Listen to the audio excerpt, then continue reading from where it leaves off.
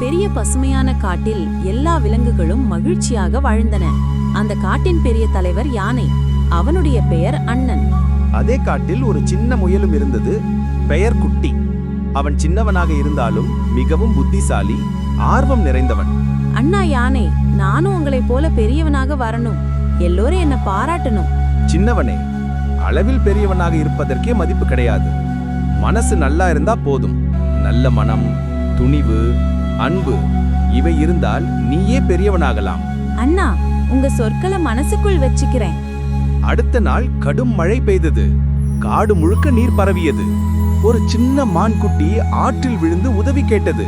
யாராவது உதவி பண்ணுங்கள், நான் மூழ்க போறேன். யாரும் இல்லையா? சரி, நான் தான் உதவி பண்ணணும். பிடிச்சுக்கோ, பிடிச்சுக்கோ. மான்குட்டி அந்த கொடியை பிடித்து மேலே வந்தது. முயல் சற்று பயந்தாலும் துணிவாக இருந்தான். குட்டி, நீ உண்மையான வீரன். அளவில் சின்னவனாக இருந்தாலும் மனதில் பெரியவன். வாழ்க குட்டி முயல். நம்மோட நண்பன் பெரியவன்.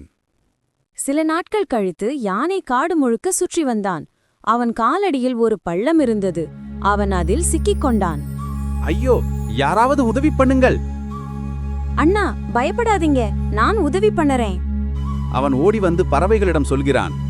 யானை அண்ணா சிக்கியிருக்கிறார், எல்லாரும் சேர்ந்து வரணும். பறவைகள், குரங்குகள், மான்கள் எல்லாம் சேர்ந்தனர். அவர்கள் கயிறுகளையும் கொடிகளையும் கொண்டு யானையை இழுத்தனர். சில நிமிடங்களில் யானை மீண்டு வந்தான். குட்டி, நீயே உண்மையான தலைவர். நண்பர்களை ஒன்றாக சேர்த்ததால் தான் நான் உயிரோடு இருக்கிறேன். அந்த மாலையில் காடு முழுக்க மகிழ்ச்சி பரவியது. மயிலாடினது, பறவைகள் பாடின, எல்லோரும் சிரித்தனர். குட்டி யானைதான் இக்காட்டின் உண்மையான தலைவர். நண்பர்களே, பெரியவனாக இருப்பது உடம்பால் இல்லை, மனத்தால் தான். வாழ்க குட்டி முயல், வாழ்க நட்பு. அந்நாளிலிருந்து யானையும் முயலும் நல்ல நண்பர்களாக வாழ்ந்தனர். அவர்கள் ஒன்றாக காடு முழுக்க சுற்றி மற்ற விலங்குகளுக்கு உதவினர். உண்மையான வலிமை உடம்பில் இல்லை, மனதில் இருக்கிறது. சிறியவர்கள் கூட பெரிய காரியம் செய்ய முடியும். இருவரும் சேர்ந்து நண்பர்கள் சேர்ந்தால் எந்த பிரச்சனையும் பெரியது இல்லை.